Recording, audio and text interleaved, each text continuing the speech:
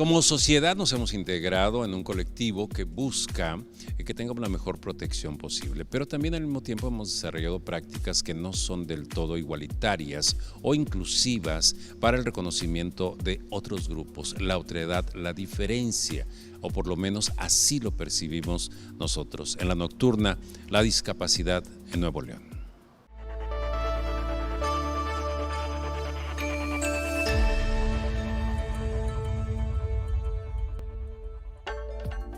Gracias que está con nosotros en la nocturna y bueno, tengo muchísimo gusto en recibir aquí por el entusiasmo, la energía que manifiestan, este empuje que tienen para sacar adelante uno de los proyectos de visibilidad más importante que tenemos, la discapacidad en Nuevo León, en conmemoración o en el contexto del Día Mundial de las Personas con Discapacidad.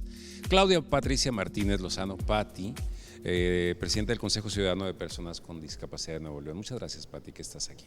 Gracias por la invitación.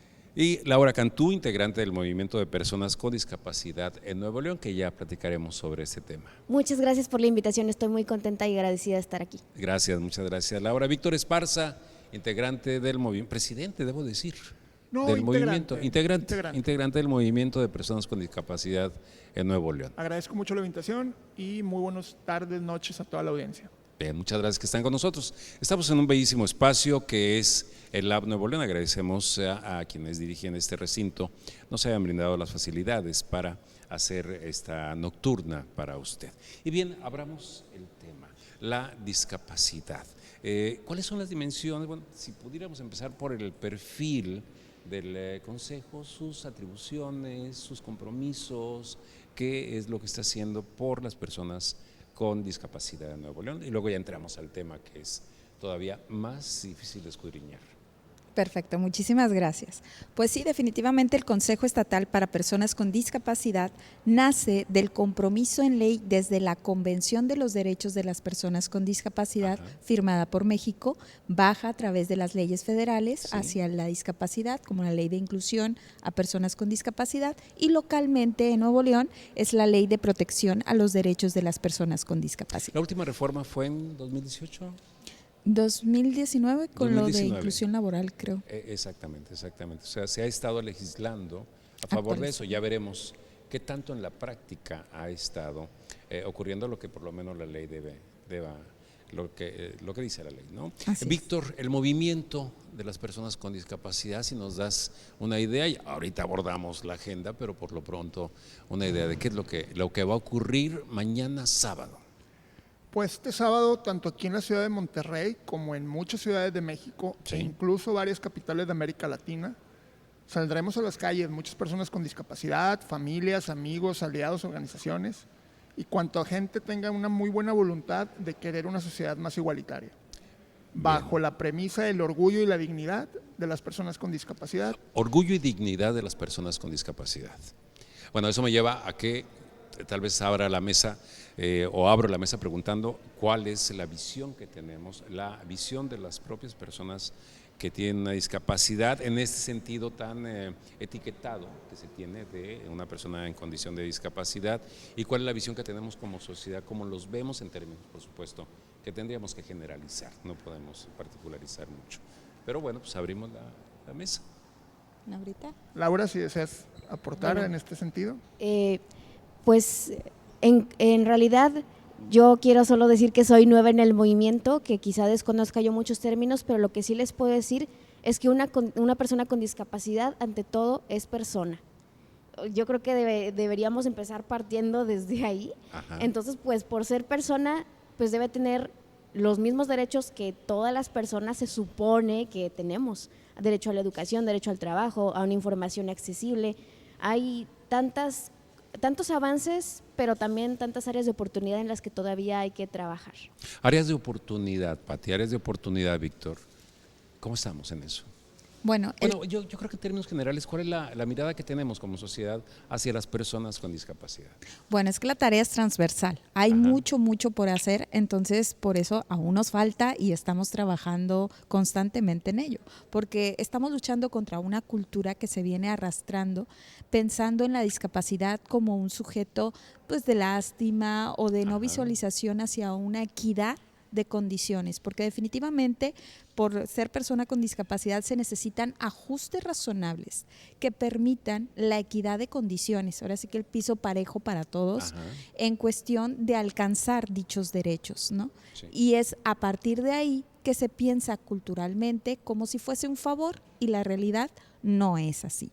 Es una situación en la cual por ley compete poner la equidad en la infraestructura, inclusive en la capacitación, en el trato hacia la persona con discapacidad, para poder ponerla a la par que cualquier otra para ejecutar dichos derechos. Históricamente, bueno, esto ha transitado desde una segregación total de las personas con discapacidad hasta tal vez otros momentos en que empieza a entenderse esto y tal vez ahorita estemos en ese otro momento donde te veo con una persona con, pues como tú decías, con la compasión, con hasta componentes de lástima, ¿no? Quizás porque muchas veces lo que ignoramos, pues evadimos. Exacto. Entonces los invitamos a conocer a la persona con discapacidad como persona, porque encima de la discapacidad, o sea, no, la discapacidad no te define. Tú eres una persona, un ciudadano como cualquier otro en una condición de discapacidad. No te hace ni más ni menos, sino se necesitan entender con orgullo y dignidad ese derecho a la par para hacer los ajustes que permitan alcanzar dichos derechos. Sí, Víctor, ¿cómo ves, cómo nos ve, bueno, cómo ve la sociedad a las personas que están consideradas como personas con discapacidad? Pues yo diría que hay una invisibilidad muy latente, evidente, tajante. Y puedo mencionar mi caso. En mi caso, yo tengo una discapacidad motriz adquirida por un accidente automovilístico. Me animo a decir, y lo he venido repitiendo últimamente, yo fui a los 21 años la primera persona con discapacidad que conocí. Lo que no equivale a que no hubiera en mi entorno, a que en mis cercanías. Solamente no las veías. No las veías, pero luego ya en estos años me doy cuenta que no nos vemos porque no podemos estar, porque no podemos participar, porque no hay los espacios dignos para involucrarnos en la sociedad. Bien lo decía Patti, no son consideraciones, no son regalías el que haya las oportunidades y los espacios adecuados en los que podamos participar igual que todos, pero diferente bajo la condición de discapacidad de cada persona. Como en este caso ahorita, Laurita que nos acompaña con su discapacidad visual, pues no hay ningún impedimento en que participe. Por supuesto. Yo que estoy en una silla de ruedas, Patti también, pero me gustaría hacer la aseveración, si nos acompañara una persona con una discapacidad auditiva, no podría saber de qué estamos hablando, no entendería o no comprendería al no haber un intérprete de lengua de señas. Entonces ahí queda una visibilidad de una barrera. Y Sí. el trabajo social, y yo creo que en equipo, y comenzando por el Estado, deberá ser la promoción de estas eliminaciones que nos permitan la participación igualitaria. Sí, cada día ha ido habiendo más avances, vamos, ¿no? En cada programa se busca que haya una persona en el lenguaje de señas, por lo menos, ¿no? Que es una de las máximas impedimentos, si no lo hay, para que una persona pueda entender contenidos, ¿no? De lo que estamos transmitiendo, particularmente en televisión, en radio y televisión de Nuevo León. Pero, ¿qué cantidad de personas con discapacidad hay en Nuevo León? Después podríamos hablar de los tipos de discapacidad. Según el censo 2020, Sí. personas con discapacidad, limitaciones o alguna situación de discapacidad psicosocial, pues somos más de 806,000 personas. 806,000 estamos cerca de los 7 millones de Se me hace personas. poco. Estamos hablando que 13%, 12%. Casi 14%, Casi y como 14. dice Laurita, se le hacen pocos porque la verdad no todos nos identificamos como propia persona con discapacidad. Ajá. Y es parte de esta herencia de cultura hacia una visibilización contraria a la que debe de ser en derecho. Es decir, ¿qué gano yo con decir que sí tengo discapacidad? me vas a discriminar, prefiero callarlo. Bueno, hay siempre una etiqueta que está por ahí, un prejuicio, Un estereotipo. un estereotipo, ideas ya Así es. prefijadas, ¿no? Así es, y es en base a la ignorancia, yo creo, porque pues, desde el solo hecho de no conocer qué en sí es la discapacidad, Sí. no es solo la condición de la persona, sino la interacción con el entorno, Ajá. esas barreras que impiden el acceso en derecho. Luego, los tipos de discapacidad que Sí. preguntabas ahorita. Podemos mencionar 5, que son discapacidad motriz, visual, auditiva, intelectual y psicosocial. Bien, Pati, si me lo permiten, Laura, Víctor, si me lo permiten, vamos a hacer una pausa. En este momento regresamos con ustedes, estamos en la nocturna. Estamos viendo uno de los problemas más sensibles que tenemos como sociedad, la visibilidad de las personas con discapacidad. Regresamos.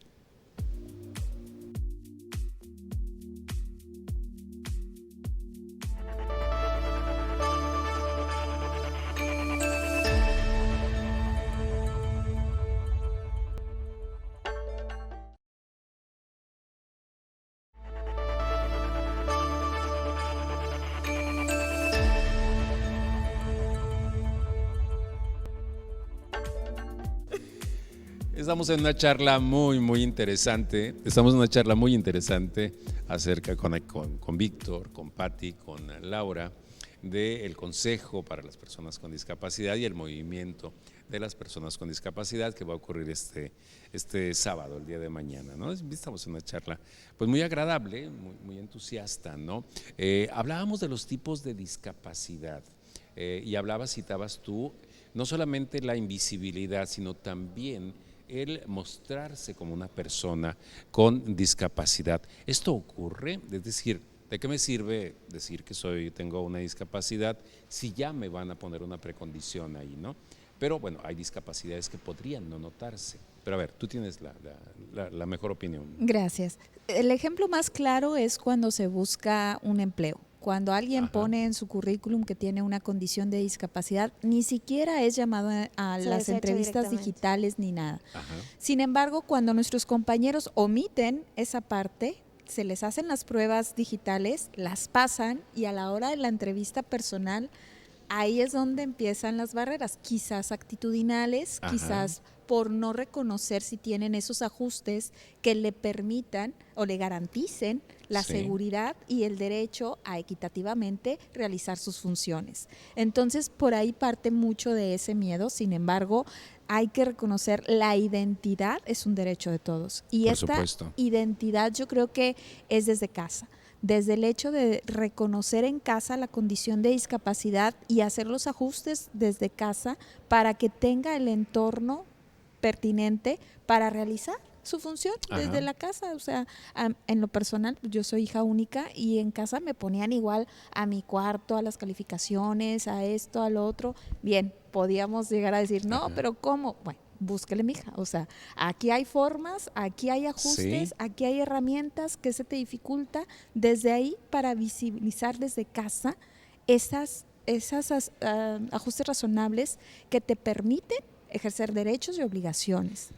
Bien, parte de lo que nos proponemos con la nocturna es generar ideas, soltar ideas al aire que lleguen a nuestros receptores para hacer los cambios que se requieren. Por ejemplo, en el entorno familiar, Laura, Víctor, en el entorno familiar, esto que decía Pati, de que por ahí empieza el pobreteamiento, vamos a llamarlo. La sobreprotección. La muchas sobreprotección y cuestiones de esa naturaleza que tratan de ayudar, pero que tal vez terminan perjudicando.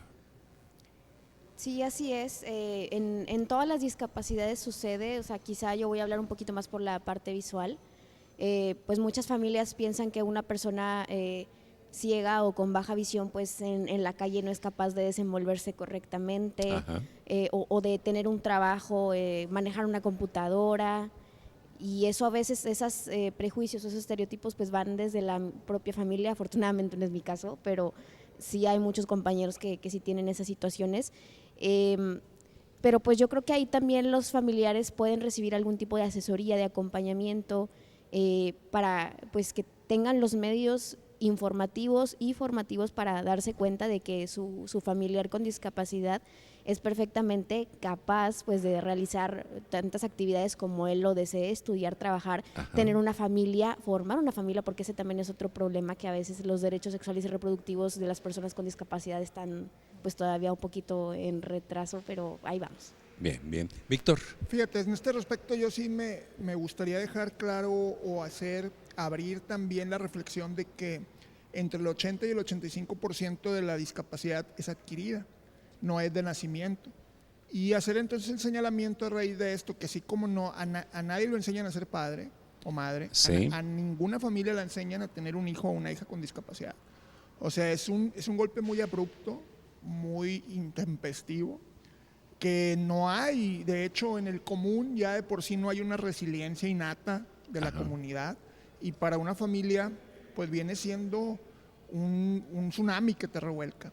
Entonces creo que desde ahí tiene que haber una incidencia social en normalizar la discapacidad, para que los casos que se van sumando no sea una revolcada en el mar, sino sea, tampoco voy a decir una resignación, pero sí una asimilación y un involucramiento paulatino según las condiciones de cada persona. Un acompañamiento. Yo estudio tanatología, ahorita que pues, se ocupa mucho, pues descubrí que por ahí más o menos va mi vocación. Y pues al adquirir una discapacidad obviamente también se tiene un duelo, tanto para la persona como para los familiares. Acompañamientos de ese tipo pueden también ser muy valiosos. Sí, definitivamente, ¿no? Y bueno, supongo que la tanatología estará abordando este tema como una pérdida, ¿no? Como ocurre. Desde luego que sí. Definitivamente la ubicamos como parte del proceso de luto por la pérdida de un ser querido, pero hay muchas pérdidas en la vida, ¿no? O lo que asumimos como pérdida. Ahora bien, ¿cómo asume una persona con discapacidad? ¿O cuál es la mejor actitud de una persona con discapacidad para asumir esta condición? Pues el poder de resiliencia que tenemos todos, ¿no? Vamos a pasar, como bien lo dijo Víctor, la mayoría es la discapacidad adquirida, así es que vas a pasar por ese duelo. Tenemos grandes amigos y compañeros que pasaron por ese duelo. No podemos poner un tiempo, una fecha, porque cada uno el proceso es diferente. Sin embargo, luego, ¿qué sigue? Y es ahí donde acaba de mencionar también nuestro querido amigo y compañero Víctor, que ya lo tomas y dices, a partir de ahora, ¿qué voy a hacer? ¿Qué tengo que hacer para ejercer mi derecho, para seguir con mi vida, con estos ajustes, con esta nueva visión, con este nuevo ritmo?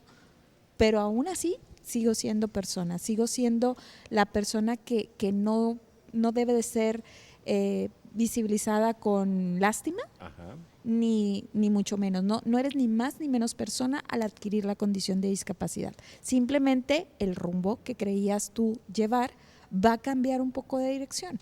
Va a requerir quizás algunos atajos diferentes, pero sigue siendo tu destino el que tú dices, si yo quiero seguir estudiando, ok, a partir de ahora, ¿qué herramientas tomo? A partir de ahora, ¿qué debo de pedir? Trabajar, etcétera.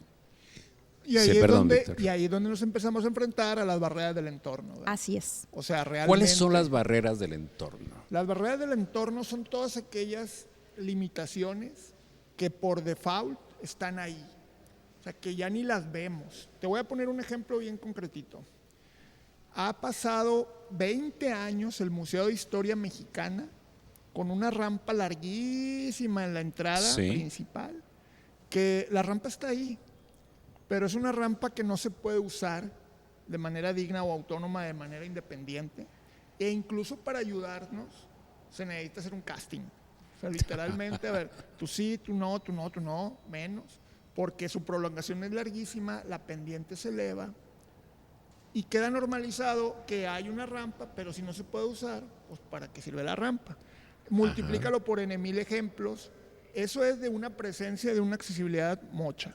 Ahora, cuando no la hay, y alguien nos podría decir, nadie se le está impidiendo la educación, a nadie se le está impidiendo la información. Este es otro ejemplo, y pues estamos entre amigos.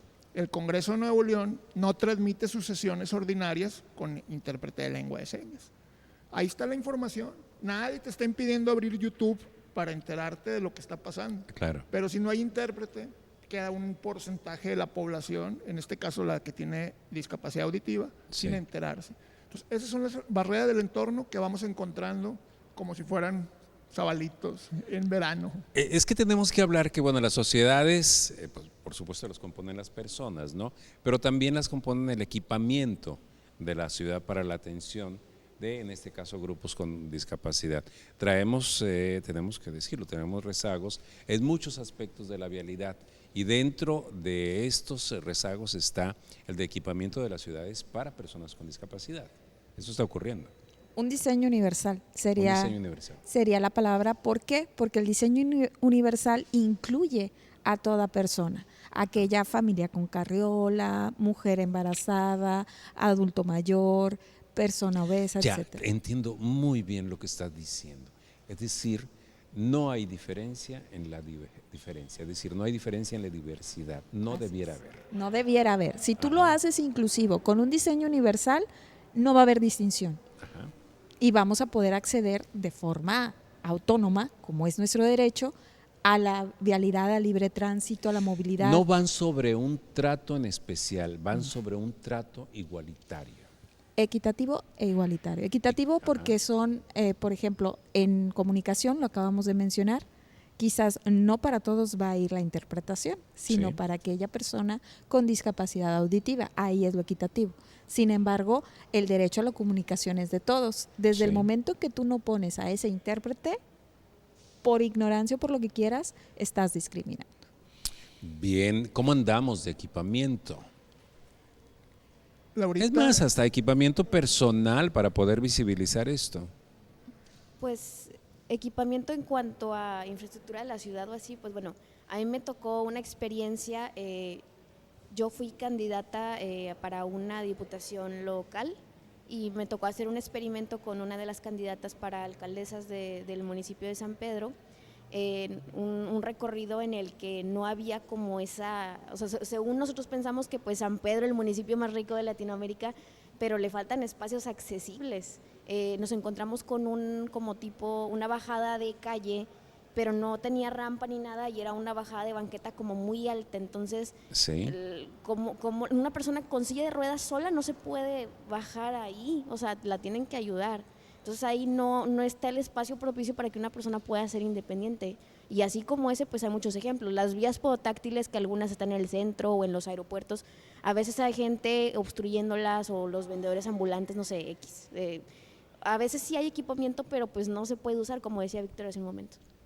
Hay poca sensibilidad, ¿no? Uno Sí. de los problemas mayores es Ahí el está el ocupamiento de mayor los problema. cajones de estacionamiento, solamente por mencionar uno, ¿no? Víctor, te quedas con la palabra. ¿Me dejas hacer una pausa? claro que sí, es tu programa. Sí, muchas gracias. Hacemos una pausa, regresamos. Estamos en la nocturna hablando de la discapacidad en Nuevo León.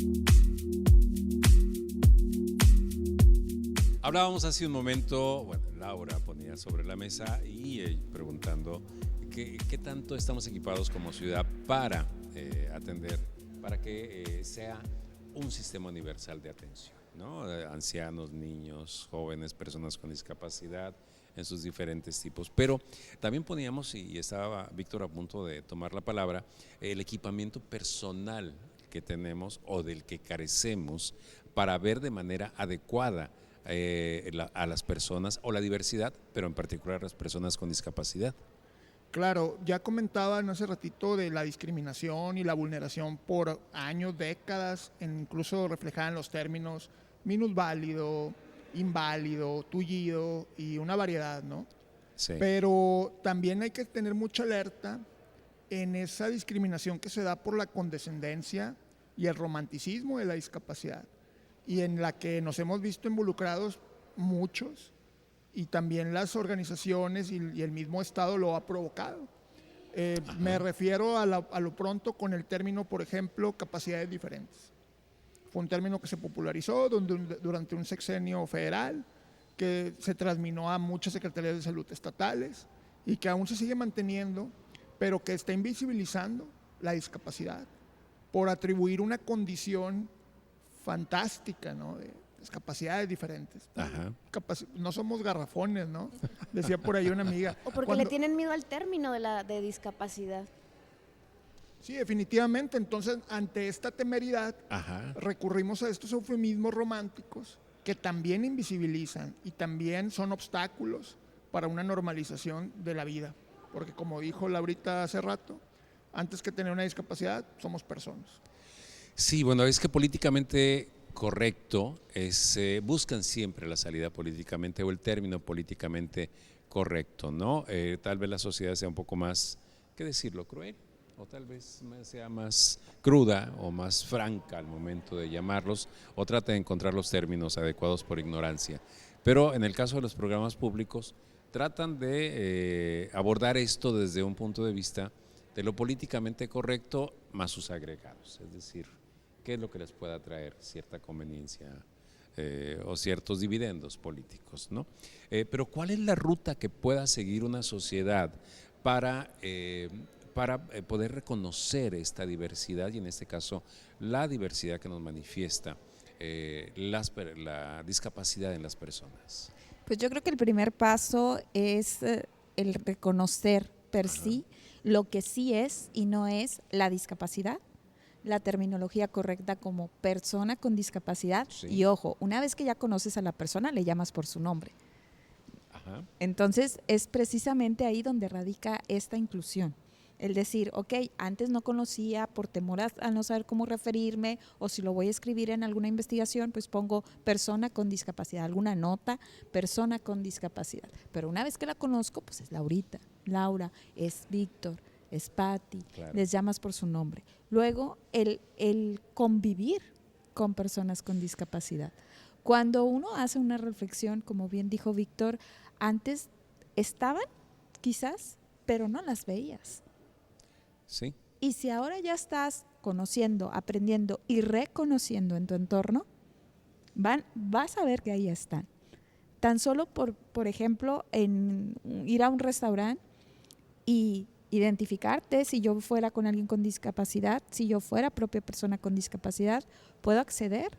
¿El baño está accesible? Sí. ¿Puedo poner una nota? ¿Puedo poner alguna observación? ¿Puedo invitar a alguien con discapacidad para corroborar?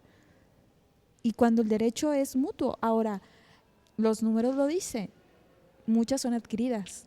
Entonces, Me puede sorprende el ser, dato, por cierto, me sorprende. ¿no? Y cada vez es más alto en el sentido de Sí, que somos sociedades de riesgo, ¿no? En la medida que la población adulta mayor se le siga garantizando calidad de vida y longevidad, pues es una longevidad que no podemos silenciarlo, que va a estar afectada o permeada por discapacidades. Entonces, definitivamente aquí es donde hacemos mucha insistencia también de la discapacidad, y ya lo mencionaba Patti hace rato. En la medida en que se diseñen entornos bajo el criterio del diseño universal, se van a poder disfrutar por todos y todas. Y es ahí donde no podemos ver la accesibilidad como un privilegio, sino como una condición donde se normalice el que todos y todas tengamos accesos según nuestras posibilidades y perspectivas. Bien, hablábamos de la ruta que se puede seguir para poder transitar a otro estado de cosas en cuanto a visibilizar, en cuanto a tener este trato universal hacia las personas y el equipamiento universal o las condiciones universales para las personas, con todos sus derechos y con sus diferencias, ¿no? En este caso, las personas con discapacidad. Pero en términos de digamos, del no conocimiento o de la ignorancia o de la invisibilidad, ¿qué pasa con la propia persona que sufre o que tiene una discapacidad, no que la sufre, que tiene una discapacidad? ¿Qué pasa con las asociaciones que puedan ayudarlas y qué pasa con la sociedad frente a esta condición? definitivamente las asociaciones tienen su parte de apoyo, Sí. pero ellas no transforman a toda la sociedad. Entonces, puedes capacitar ahí en la asociación de alguna forma de apoyo, Sí. y a la hora de salir al día a día, una persona con discapacidad intelectual, por ejemplo, pues desde el principio al verla puede haber discriminación de repente. Entonces, estamos hablando que la inclusión no es una competencia de una u otra área, es transversal, es un trabajo en equipo y un apoyo en equipo de conocer, reconocer y actuar para que lo que sí está en mis manos, que ahora conozco, reconozco que es una barrera para cualquier persona con discapacidad, ¿cómo voy a hacer yo a partir de este conocimiento para poner ese granito de arena a que ya no se vuelva a discriminar? A veces hasta en el término, a veces hasta en la forma en la que te refieres de alguien o ves a alguien, ¿sí?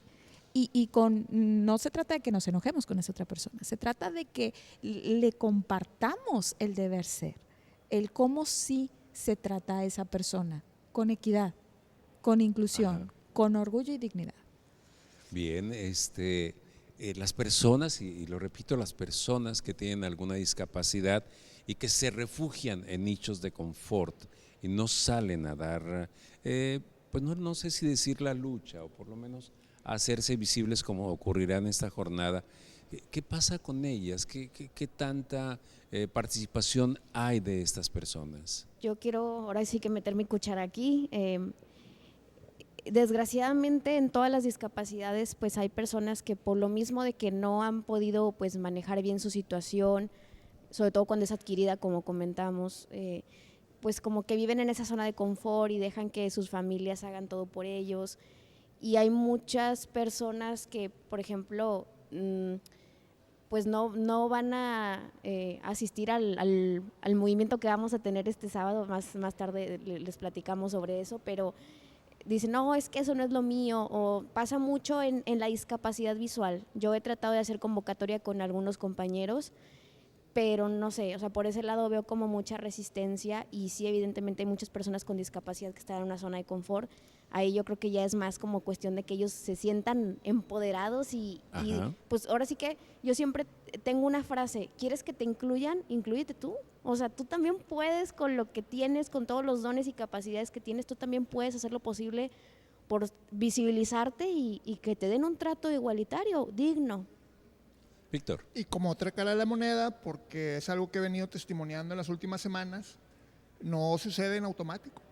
Te decía hace rato, yo tengo 21 años con discapacidad y puedo decirlo, y no lo digo con orgullo, pero lo digo porque están los hechos. O sea, los últimos 3 años son en los que me he armado de este empoderamiento del que habla Laurita. O sea, los primeros 18 te podría decir, y tampoco es que esté exento los últimos 3, ¿verdad? Pero te podría decir que, y lo confieso y lo digo, lo hago público, con mucha recurrencia decía, para personas con discapacidad ya tengo conmigo. O sea, ya cumplí mi cuota. Es decir, si me agrego con los demás, sí, no, ya sería un exceso. Ya, conmigo yo también pasé por ahí. Entonces son procesos. A final de cuentas, a unos pasarán antes, otros pasaremos después. Yo creo que esta actividad del sábado en todo el país y en varias ciudades de Latinoamérica es una llamadita, es una llamada a misa, como se suele decir, ¿verdad? Sí, claro. La intención es que los que estamos ya de este lado o arriba del barco, hagamos todas las llamadas a misas pertinentes para seguir abonando, primero la visibilidad, pero también al despertar de la conciencia activista, por llamarle de alguna manera, y de la conciencia del empoderamiento y de la dignidad. Por eso, muy acertado, Alfredo y Marta, los coordinadores cerebro de toda esta actividad de la Ciudad de México, que animaron este movimiento en haber elegido, junto con un equipo ampliado, el lema en orgullo y dignidad, porque eso a final de cuentas es lo que tenemos muy extraviado a veces como personas con discapacidad. Sí, hay diferentes grupos de la sociedad que con determinadas, cuestiones o por determinadas causas han surgido en los últimos años, se han mostrado y han enarbolado la palabra orgullo y dignidad ¿no? Tenemos el caso de, por supuesto, las mujeres, ¿no? Que recientemente fue el Día Internacional de la No Violencia contra la Mujer, y hay otros grupos que también se han empoderado y hoy han logrado avances. ¿Cómo perspectivan ustedes esto en cuanto a esta primera jornada que ya hablaremos que va a ocurrir, pero que es una forma de decir aquí estamos? Claro, yo creo que precisamente de lo que acabas de mencionar fue un proceso, como bien dijimos. Entonces está el proceso de decir a veces, oye, pensé que estaba solo. Estoy viendo que hay más gente, estoy viendo que hay más diversidad de tipos de discapacidad. Hay otra forma de ver las cosas desde mi discapacidad. Así es. aprender los unos de los otros, de los diferentes tipos de discapacidad, y Laura no me dejará mentir cómo nos complementamos, cómo nos vamos complementando innatamente, cómo nos vamos compartiendo esa capacidad de apoyo, de resiliencia. Bueno, yo le puedo hacer por aquí, te ayudo por acá y tú por acá. Entonces, ¿cómo se va haciendo este equipo? Innatamente surge, fluye, y es entonces cuando tú dices, caray, ya no necesito estar ahí encerrado porque de mi círculo era el único, sino porque ahí hay más, hay 806,000 personas con discapacidad, está el movimiento, va a haber más. ¿Cómo voy a ver a alguien más? A ver, quiero ir a ver cómo le hace ella, cómo le hace él, cómo logró lo que ha logrado, cómo puedo yo hacer pasar por ese recorrido cuando ya un colega me lo está diciendo. Entonces yo creo que es mucho de empaparte de esta actitud, de este empoderamiento, de esta visibilización en derecho, ¿no? Bien, bien, porque si hay cargas culturales que hayan estado históricamente desprenderse o de construirse, como luego dicen los que manejan estos términos, es muy difícil. ¿Hacemos una pausa? Sí, hacemos una pausa. Sí. ¿Algo en el intermedio, Víctor? No. Bien, vamos a hacer una pausa, regresamos a la nocturna.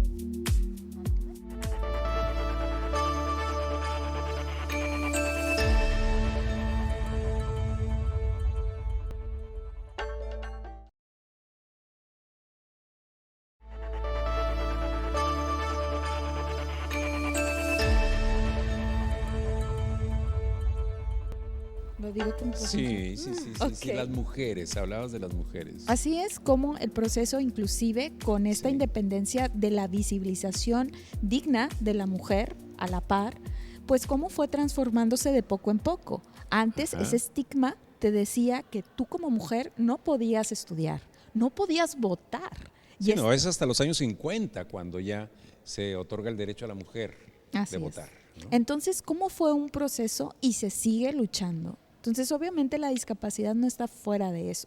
La persona con discapacidad va a pasar esos procesos.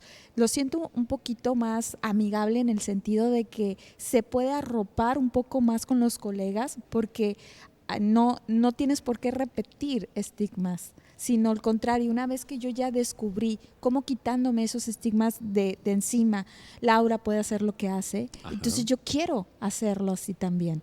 Si nada más fue mentalizarme y practicar, yo quiero hacerlo. Si fue pidiendo ese derecho a esa infraestructura, yo quiero pedirla en mi municipio, en mi colonia, en casa, y poco a poco ir creciendo, ¿no? Ya, ir ejerciendo el derecho. Alguna vez teníamos una discusión en el sentido cultural sobre los derechos y las obligaciones. Y decíamos, la obligación hay que cumplirla, aunque no la conozcas. El derecho, si no lo conoces, no tienes ningún castigo por no ejercerlo, ¿no? Entonces lo mejor es que conozcamos cada quien nuestros derechos, y en el caso de las personas con discapacidad va por ahí. ¿Qué viene en esta jornada? A ver, es un activismo, hablábamos de 800,000 personas, un 14% de la población de Nuevo León con discapacidad. ¿Cuáles son las expectativas que tenemos para esta jornada? Uy, pues mira, si estás hablando de que habemos 800,000, pues yo creo que unas 8,000, ¿no? Vamos a ponernos el 1%. El 1%. No, definitivamente que la expectativa es que no hay expectativa. La expectativa es que es un evento histórico. Esto lo tenemos que dejar muy claro, porque en 29 años de celebrarse el Día Internacional de las Personas con Discapacidad, que cabe hacer mención que nació promulgado por la ONU como Día Mundial de los Impedidos. De los impedidos. Nada más para que nos demos una idea de cómo estaba el termómetro inclusivo en los 90, ¿no? Con los años pues, se actualizó, se reformó a propósito de lo que hablaba de lo políticamente y de lo digno, ¿no? Sí, o sea, decirle políticamente correcto, pues de lo digno. Pero entonces es una movilización que habrá por primera vez en esta contemporaneidad de 3 décadas, por lo que no podemos medirla. A nivel nacional. A nivel nacional. Aquí tenemos la situación geográfica de que estamos concentrados en una metrópoli, sí, pero habrá, por ejemplo, localidades en otros estados donde haya diferentes concentraciones porque no hay estas metrópolis. Entonces, bajo el mismo color amarillo fósforo, bajo el mismo lema Orgullo y Dignidad, consideramos que el esfuerzo por hacer una visibilidad nacional, más allá de los números independientes o individuales, ya por sí trae todo un empuje de empoderamiento primero hacia nosotros y de que la sociedad voltee y diga, ah caray, sí es cierto, aquí está. De que no pasen 21 años o tener que tener una discapacidad para que conozcas y puedas convivir con una persona con discapacidad. Bien, ¿qué va a ocurrir ese día? Empiezan, sé por lo que me dijeron que traen mucha chamba en torno a esta jornada, ¿no? Pero ¿qué va a ocurrir ese día? Pues vamos primero a concentrarnos en la Plaza de la Purísima a partir de las 3. Sí. Y de ahí vamos a caminar a partir de las 5 de la tarde hacia la explanada, ¿verdad? Sí, muchachos. Así es, Sí. nos dirigimos a la explanada aquí en la explanada cultural. Bueno, Sí. llegamos a la explanada de los héroes a hacer los pronunciamientos debidos. Como toda movilización ciudadana, o sea, no queremos desprendernos de ese empuje que tiene una movilización ciudadana y que históricamente Sí. ha sido un punto de concentración, la escalinata frente al Palacio, de los diferentes grupos que por años se han manifestado para diferentes causas. Nos integramos a todos los reclamos, porque hay que ponerle las cosas por su nombre, y también a la visibilidad de una causa, en este caso la de las personas con discapacidad, sus familias y aliados, y luego a partir de las 7 pues ya habrá como un jolgorio, Un ¿no, Pati? convivio.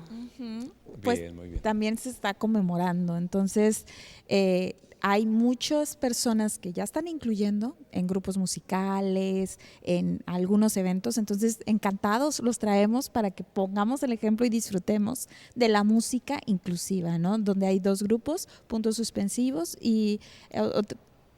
Puntos suspensivos que nos estará amenizando la llegada a la Plaza de la Purísima a partir de las 3, como dice Laurita. Sí. Y luego aquí en la Explanada Cultural, atrás del Palacio de Gobierno, los Aires del Valle y también Tumbao Regio. Así que vénganse preparados para salir caminando desde las 5 y luego echar un bailongo de 7 a 9. Y hasta que el cuerpo aguanta. Ah, no es cierto. Y también me gustaría hacer mucho hincapié, este es un evento que si bien es ciudadano, está acogido por el municipio de Monterrey como anfitrión. Ah, bien. Habrá un bien, acompañamiento de policía y tránsito, habrá un acompañamiento de protección civil municipal, habrá un acompañamiento incluso de una brigada de derechos humanos.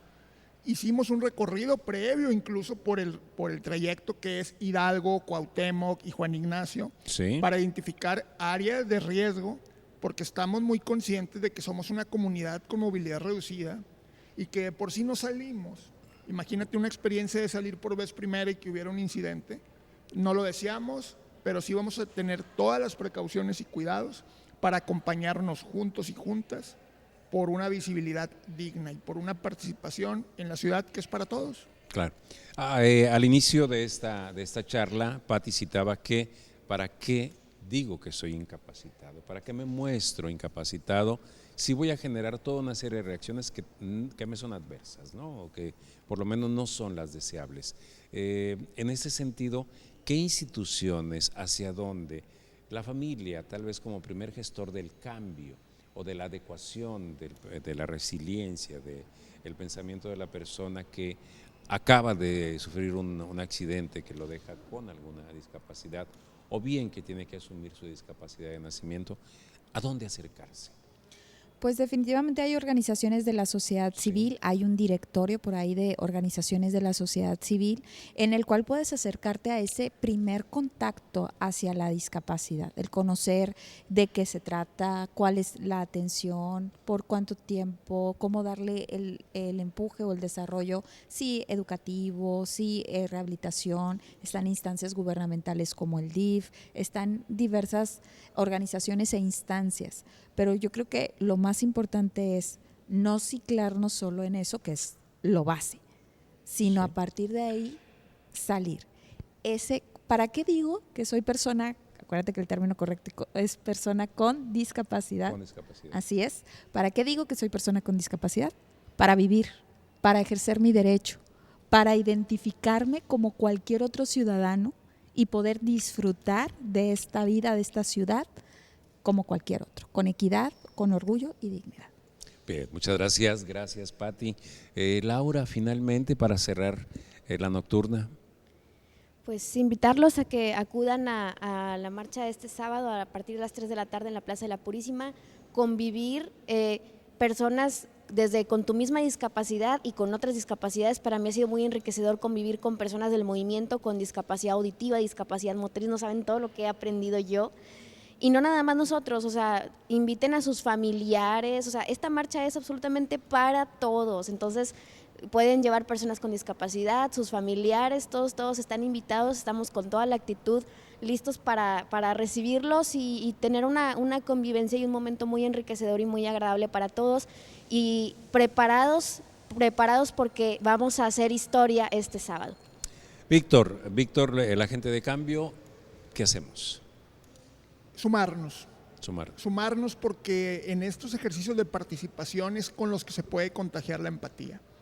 O sea, es difícil y se hace mucha insistencia también en que clases de civismo y la formación a los niños. He escuchado por ahí, y es muy válido, que las transformaciones en derechos humanos no van a empezar con medidas punitivas ni saliendo de la universidad, tienen que empezar en la casa. Pero entonces estos ejercicios nos permiten involucrarnos desde el corazón, sin aventarme un gol. Por ejemplo, la reciente nombrada así titular de la Secretaría de Participación Ciudadana, Jimena Peredo, es una chiquitilla de 3 meses. Ajá. Y mañana nos va a acompañar con la carreola con su chiquitilla. Sí, claro, en medio de la ciudadanía y en un ejercicio de empatía honesta. Entonces yo creo que si los pudiéramos multiplicar por 4 millones que hay en toda el área metropolitana, más los 800,000 que ya estamos, digamos, incorporados en el paquete, sí, pues, ¿qué pudiéramos hacer de transformación partiendo del corazón y promoviendo el orgullo y dignidad que se lo decíamos a todos y todas las personas en nuestro estado y en el mundo entero? Bien, queremos agradecerles mucho que hayan estado en la nocturna, nuestra admiración por generarnos otra mirada, una mirada diferente sobre el tema de la discapacidad. De pronto, aunque pretendemos estar informados de todo, la verdad es que nos falta amplitud en el conocimiento de ciertas cuestiones de carácter social, ¿no? Particularmente en esto, en lo que tiene que ver de las personas con discapacidad. Así es que Laura Patricia Martínez Lozano, presidenta del Consejo Ciudadano de Personas con Discapacidad, muchas gracias, Pati, que estuviste con nosotros. Víctor Esparza, muchas gracias y estaremos por ahí, por supuesto, invitando a toda la comunidad que se sume, ¿no? Te esperamos. Muchas gracias, claro que sí. Y Laura Cantú, también integrante de este movimiento, muchas gracias. Muchas gracias, los esperamos el sábado. Bien, y a usted muchas gracias que estuvo con nosotros en la nocturna. Por supuesto, sabe que siempre tocamos tema de reflexión y queda para que pensemos en una de las agendas más importantes o de los pendientes más importantes que tenemos como sociedad: la equidad, la igualdad, la inclusión. Muchas gracias.